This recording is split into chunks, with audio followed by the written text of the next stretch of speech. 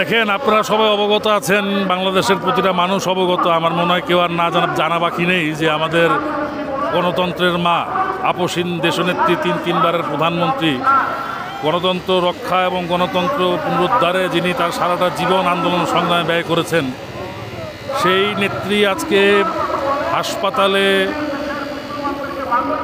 ভর্তি এবং কারাবন্দী অবস্থায় আছেন। তার যে চিকিৎসা দরকার এই মুহূর্তে, সেই চিকিৎসা বাংলাদেশে হয় না বা হবে না।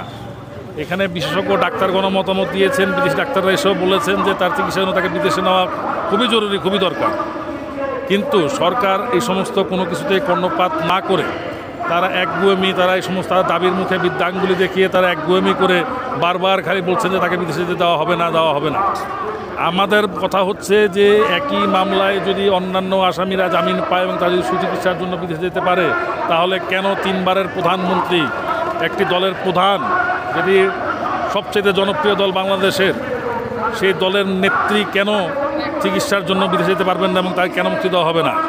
তো আমরা আইনি প্রক্রিয়াও যেমন গেছি, আমরা রাজপথেও তেমন আন্দোলন করছি, জনগণকে সাথে নিয়ে। জনগণের দাবি এটা, দেশনেত্রী খালেদা জিয়ার মুক্তি এবং তার সুচিকিৎসা, এটা জনগণের দাবিতে কোনো বিএনপির দাবি না, জনগণের দাবি। তাই আমরা জনগণকে নিয়ে রাজপথে এসেছি, কারণ আমরা জানি যে রাজপথের আন্দোলনে আমাদের বিগত দিনে যত সমস্ত আন্দোলনের সমস্ত সফলতা রাজপথ থেকে হয়েছে।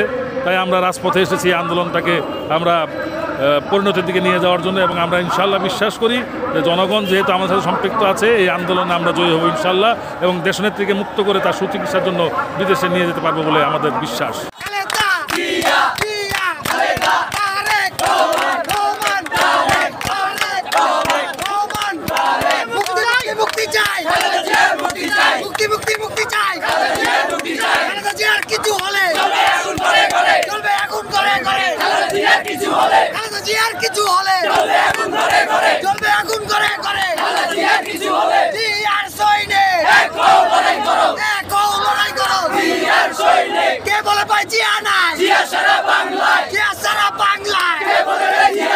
আমরা সবাই জিয়ার সেনা।